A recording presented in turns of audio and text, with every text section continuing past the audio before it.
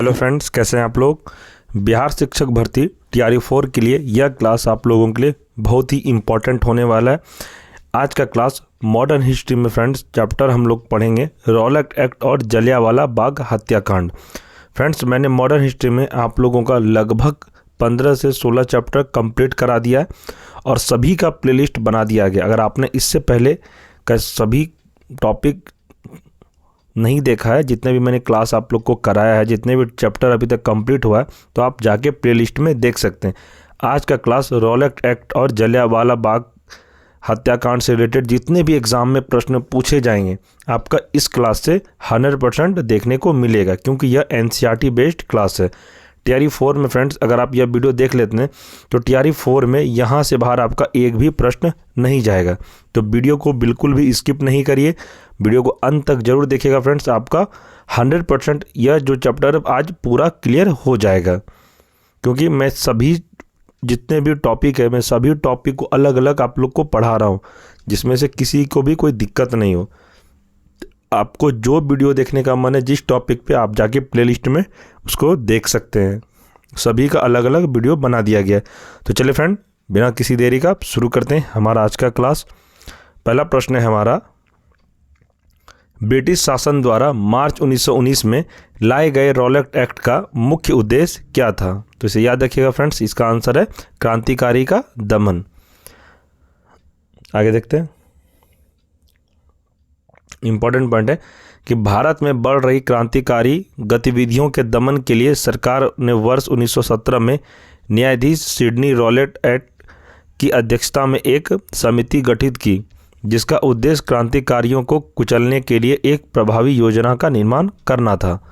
इसके सुझावों पर मार्च 1919 में पारित विधेयक रॉलेट एक्ट के नाम से जाना गया। तो याद रखिए फ्रेंड्स, इसको 1919 में रॉलेट एक्ट के नाम आया था, जिसको रॉलेट एक्ट के नाम से जाना गया। तो याद रखिएगा, इसमें से आपको प्रश्न पूछा जाएगा कि रॉलेट एक्ट कानून क्या था। तो फ्रेंड्स आपको याद रखना है, ये ऐसा कानून था जिसमें से कि आपका ना कोई दलील सुना जाएगा, ना आपका कोई वकील होगा। मतलब अगर आपको प्रशासन या वहाँ जो ब्रिटिश सरकार के जो पुलिस थे उनको आप पर शक हो गया, तो इस एक्ट के वजह से आपको अरेस्ट कर सकते थे। अगर आप बेगुनाह भी हैं, आप कोई गुनाह नहीं किए, फिर भी आपको जेल में डाल दिया जाता था, जिसका रॉलेट एक्ट का पुरजोर विरोध हुआ था। और गांधी जी ने इस रॉलेट एक्ट को काला कानून कहा था। तो याद रखिएगा फ्रेंड्स, यहाँ से आपका एक प्रश्न और बनता है कि गांधी जी ने किस कानून को काला कानून कहा था। तो ये याद रखिएगा, ये रॉलेट एक्ट को गांधी जी ने काला कानून कहा था।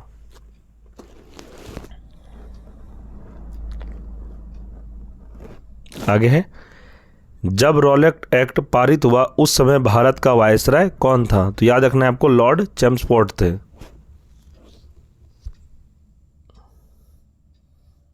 नेक्स्ट है, किस औपनिवेशिक कानून को बिना वकील, बिना अपील, बिना दलील के नाम से जाना जाता है। अभी मैंने आपको तुरंत बताया, आया ना प्रश्न ये वाला भी, कि बिना अपील, बिना दलील के नाम से जाना जाता है। इसका आंसर है रॉलेट एक्ट। अभी मैंने थोड़ी देर पहले आपको जरूर यही बताया था कि रॉलेट एक्ट कानून में आपका ना कोई वकील होगा, ना कोई आपका अपील होगा, ना कोई दलील होगा। आपको सीधा वो अरेस्ट करेंगे और जेल में डाल देंगे। आप कितना भी चिल्लाइए, आप उससे कोई फ़र्क नहीं पड़ता था उस समय। इसी को गांधी जी ने काला कानून कहा था। मैं बार बार कह रहा हूँ फ्रेंड्स, आज का जो क्लास है यह बहुत ही इंपॉर्टेंट है। इससे बाहर आपका एक भी प्रश्न एग्ज़ाम में नहीं आएगा। जितना आज का क्लास में आपको करवा दे रहा हूँ, यहीं से आपका सारा प्रश्न एग्जाम में देखने को मिलेगा। इससे बाहर एक भी प्रश्न आपको नहीं देखने को मिलेगा। तो याद रखना है आपको ये बात। आगे है, रॉलेट एक्ट के विरोध में किसके द्वारा देशव्यापी सत्याग्रह चलाने का निर्णय लिया। तो यह गांधी जी ने लिया था। आगे है, रॉलेट एक्ट के विरोध में किसने लगान न देने के लिए आंदोलन चलाने का सुझाव दिया। यह स्वामी श्रद्धानंद थे। आगे देखते हैं, the anarchical and revolutionary crime act 1919 को सामान्य बोलचाल में क्या कहा जाता है। तो इसे रॉलेट एक्ट कहा जाता है। तो इसे आप ध्यान रखिएगा। आगे है, जलियांवाला बाग नरसंहार के पहले कौन सी महत्वपूर्ण घटना घटी थी? तो ध्यान रखना फ्रेंड्स, यह रॉलेट एक्ट का पारित होना, यह जलियांवाला बाग हत्याकांड से पहले यह घटना घटी थी। आगे है, पंजाब के अमृतसर शहर में जलियांवाला बाग हत्याकांड कब हुआ था? तो डेट आपसे एग्जाम में प्रश्न पूछा जाएगा, तो आपको डेट याद रखना है 13 अप्रैल 1919 को। फ्रेंड्स, ये जो मैं आपको क्लास करवा रहा हूँ ना, तो ये एनसीईआरटी क्लास है, और अभी तक आप जितने भी एग्ज़ाम तैयारी थी तक जो भी स्टूडेंट दिए होंगे, आप उनसे पूछिएगा, या आप में भी से बहुत कोई होगा जो तैयारी तक एग्ज़ाम दिया होगा जिनका सिलेक्शन नहीं हुआ होगा। उनको पता होगा कि यहाँ से प्रश्न जो मैं प्रश्न आपको करवा रहा हूँ, ये सभी प्रश्न इंपॉर्टेंट, और यहाँ से प्रश्न आपको देखने को मिलेगा। इसलिए मैं कह रहा हूँ कि ज़्यादा पढ़ने से बेटर है कि कम पढ़िए और बार बार पढ़िए, और कंटेंट पढ़िए उतना जितना एग्ज़ाम में आता है। फालतू पढ़ने से अपना विद्वता मत बढ़ाइए। नौकरी लेने के बाद आप विद्वान हो जाइएगा, कोई दिक्कत वाली बात नहीं है, लेकिन आपको एक सीट कंफर्म करना है, जिसके लिए आपको कम पढ़ना है लेकिन बार बार पढ़ना है। रिवीजन बहुत ही इंपॉर्टेंट होता है एग्ज़ाम के लिए।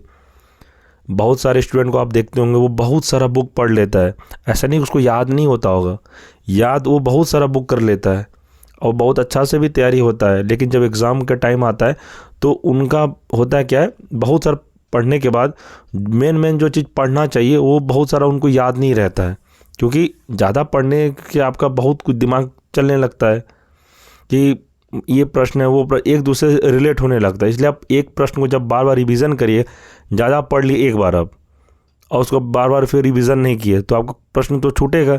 तो उतना पढ़िए, सीमित पढ़िए, लेकिन बार बार पढ़िए। मैं हर वीडियो में कहता हूँ कि आपका रिवीजन ही आपको एग्ज़ाम में सफलता दिलाएगा। आगे बढ़ते हैं।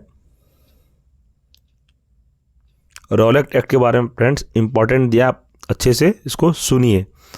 रॉलेट एक्ट सत्याग्रह के दौरान पंजाब के दो लोकप्रिय नेताओं डॉक्टर सैफुद्दीन किचलू और डॉक्टर सत्यपाल की गिरफ्तारी और ब्रिटिश दमन का विरोध करने के लिए 13 अप्रैल 1919 को बैसाखी के दिन अमृतसर के जलियांवाला बाग में एक सार्वजनिक सभा बुलाई गई, जहां जनरल डायर द्वारा निहत्थी भीड़ पर गोलियां चलवाकर लगभग 1000 लोगों की हत्या कर दी गई।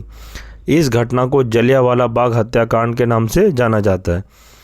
तो फ्रेंड, रॉलेट एक्ट का जो विरोध हुआ था सत्याग्रह, यह जलियांवाला बाग हत्याकांड में इन्होंने जितने भी वहाँ के लोग थे, तो रॉलेट एक्ट का विरोध करने के लिए जलियांवाला बाग में इन्होंने एक सार्वजनिक सभा बुलाया था, जिसमें से जनरल डायर ने निहत्थी भीड़ पर गोली चलवा दी, जिसमें से 1000 लोग मारे गए थे। आपको एग्जाम में प्रश्न पूछा जाएगा कि जलियांवाला बाग हत्याकांड में गोली किसने चलवाई थी, तो याद रखना कोई जनरल डायर ने चलवाई थी। कब चलवाई थी, तो आपको याद रखना यह 13 अप्रैल 1919 को।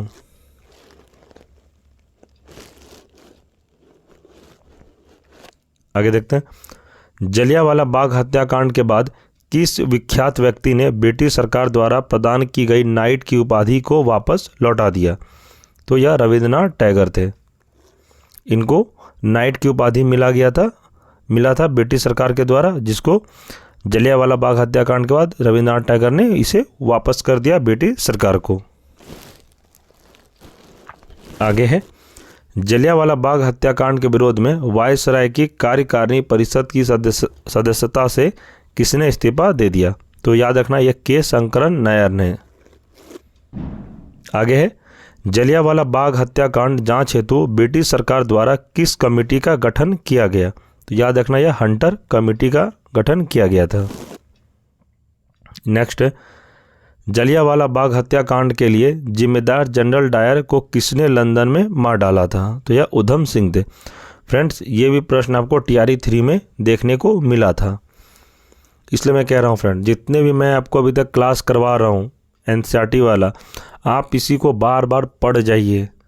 मैं बार बार कहता हूँ, बाद में आपको खुद ही पछतावा होगा कि सर ने जो कह रहे थे, अगर वो बात मान लेते तो अभी तक एग्ज़ाम क्लियर हो गया रहता। मैं बार बार कह रहा हूँ, जितना मैं आपको कंटेंट क्लास प्रोवाइड करवा रहा हूँ, इसी को आप 5 बार 10 बार देख लीजिए, यहीं से आपका प्रश्न देखने को ज़रूर मिलेगा। ये आप 100% लिख लीजिए।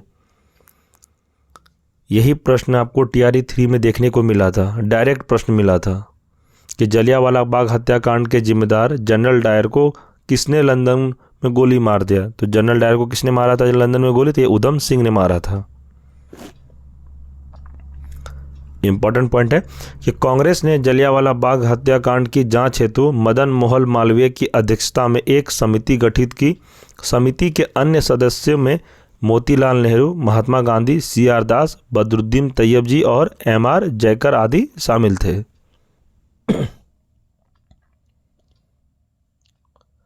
इसमें कह रहा है स्वतंत्रता संग्राम के प्रमुख घटनाएं, तो देखते हैं। पहला है 1885 ईस्वी में भारतीय राष्ट्रीय कांग्रेस की स्थापना हुई थी। आपको याद रखना है, अगर आपसे पूछा जाए प्रश्न कि भारतीय राष्ट्रीय कांग्रेस की स्थापना कब हुई थी, तो यह 1885 ईस्वी में हुई थी। आगे है 1905 में क्या हुआ था? तो बंगाल विभाजन के फलस्वरूप आरंभ हुए स्वदेशी आंदोलन का भारत में विभिन्न क्षेत्रों में प्रसार। बंगाल विभाजन का भी डेट आपको याद रखना है, 1905 में। आगे है इसमें से 1906 ईस्वी में तो क्या हुआ था? तो 1906 में मुस्लिम लीग की स्थापना हुआ था। तो आप याद रखना है कि मुस्लिम लीग की स्थापना 1906 में किया गया था। आगे 1912 ईस्वी में क्या हुआ था फ्रेंड्स? ये इंपॉर्टेंट डेट है, इसलिए इसमें मैं आपको बता रहा हूँ कि बंगाल विभाजन रद्द व राजधानी दिल्ली स्थानांतरित की गई थी 1912 में। प्रश्न आपको एग्जाम में पूछा जाएगा कि बंगाल विभाजन कब किया गया था, मतलब कि बंगाल विभाजन रद्द कब किया गया था। तो पहला है बंगाल विभाजन हुआ था 1905 में, और उसको रद्द कब कर दिया था? 1912 ईस्वी में। और 1912 ईस्वी में एक और हुआ था, उस समय 1912 में कलकत्ता राजधानी भारत की हुआ करता था। भारत की राजधानी कलकत्ता थी पहले, बाद में उसे ख़त्म करके दिल्ली भारत की राजधानी कर दिया गया था। तो 1912 ईस्वी में याद रखना फ्रेंड्स, इसको दिल्ली हस्तांतरित किया गया था। तो 1912 में भारत की राजधानी दिल्ली भी हुआ था और बंगाल विभाजन भी 1912 में रद्द किया गया था। आगे है 1909 में महत्वपूर्ण घटना हुआ गवर्नमेंट ऑफ इंडिया एक एक्ट, जिसके फलस्वरूप प्रथम विधानमंडल निर्वाचित हुआ। तो इसे भी आप याद रखिएगा। आगे है 1929 में, इंपॉर्टेंट है कि भारतीय राष्ट्रीय कांग्रेस द्वारा स्वराज का आह्वान किया था। तो आपसे एग्जाम में प्रश्न पूछा जाएगा कि भारतीय राष्ट्रीय कांग्रेस द्वारा स्वराज पूर्ण स्वतंत्रता का आह्वान कब किया गया था? तो 1929 में किया गया था। तो आप डेट इसे याद रखिएगा। डेट से रिलेटेड 1 से 2 प्रश्न एग्जाम में आपको देखने के लिए जरूर मिल सकता है। आगे है 1935 ईस्वी। तो 1935 में क्या हुआ था? तो गवर्नमेंट ऑफ इंडिया एक्ट द्वारा विधानमंडल की शक्तियों में विस्तार और निर्वाचन क्षेत्रों में वृद्धि किया गया था। आगे है 1940 का घटना। तो मुस्लिम लीग द्वारा पाकिस्तान के निर्माण का आह्वान 1940 में किया गया था। आगे 1942 भारतीय स्वतंत्रता के लिए समझौते की शर्तों को तय करने में कैबिनेट मिशन असफल। तो 1942 और 1946, तो इसे आप याद रखिएगा। आगे 1947 का स्वतंत्रता प्राप्ति व भारत का विभाजन पाकिस्तान की स्वतंत्रता। तो 1947 में क्या हुआ था? स्वतंत्रता प्राप्ति व भारत का विभाजन पाकिस्तान की स्वतंत्रता 1947 में, इसे भी आप याद रखिएगा। तो फ्रेंड्स, आज का जितना भी महत्वपूर्ण प्रश्न था टीआरई 4 से संबंधित, इस वीडियो में मैंने आपको पूरा कंप्लीट करा दिया। और फ्रेंड्स, रॉलेट एक्ट और जलियांवाला बाग हत्याकांड से जितने भी एग्ज़ाम में प्रश्न आएंगे, इस वीडियो से आपको बाहर देखने को नहीं मिलेगा। फ्रेंड्स, इस चैप्टर से 2 प्रश्न आपको एग्ज़ाम में 100% जरूर देखने को मिलेगा।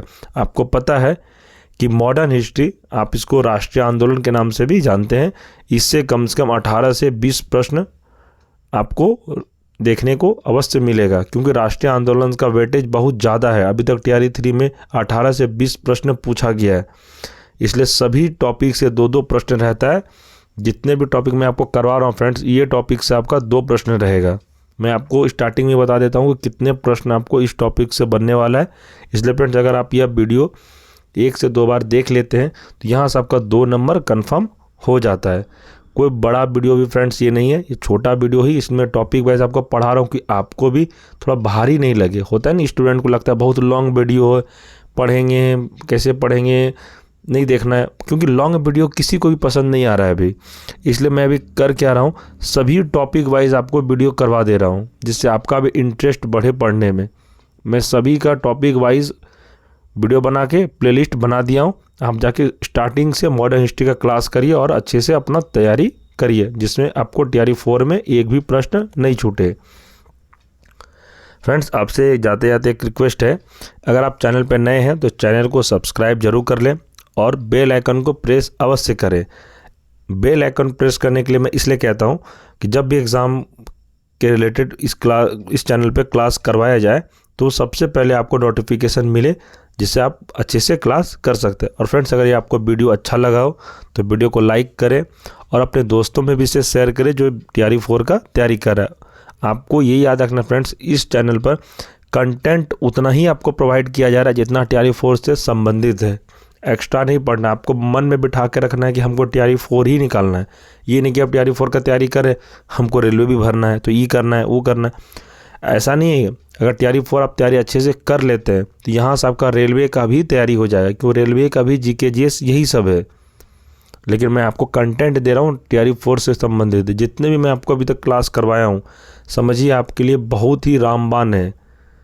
आप अभी तक जितना क्लास मैं आपको करवाया हूँ, सभी क्लास आप देखने के बाद प्रीवियस ईयर जब आप मारिएगा तो यहाँ तक जितने भी रॉलेट एक्ट और जलियांवाला बाग हत्याकांड देखने के बाद जब आप प्रीवियस ईयर मॉडर्न हिस्ट्री लगाइएगा आंसर, तो आपका ज़्यादा से ज़्यादा सही होगा। ये मैं आपको गारंटी कहता हूँ। नहीं तो आप क्लास पहले कर लीजिए, उसके बाद आप MCQ प्रीवियस ईयर आप सेट लगाइएगा, आपको पता चल जाएगा कि कितना प्रोग्रेस आपको देखने को मिला है। तो ठीक है फ्रेंड्स, हम लोग नेक्स्ट वीडियो में मिलेंगे। और फ्रेंड्स, आपको इस वीडियो के डिस्क्रिप्शन में टेलीग्राम का लिंक दे दिया जाएगा, आप टेलीग्राम ज्वाइन हो जाइएगा। वहाँ पे आपको इस क्लास का PDF नोट्स और BPSC TRE 4 से रिलेटेड जितने भी स्टडी मटेरियल होता है टेलीग्राम पर सेंड कर दिया जाता है, तो आप टेलीग्राम पर अवश्य जुड़ जाइएगा। ठीक है फ्रेंड्स, नेक्स्ट वीडियो में मिलते हैं। धन्यवाद।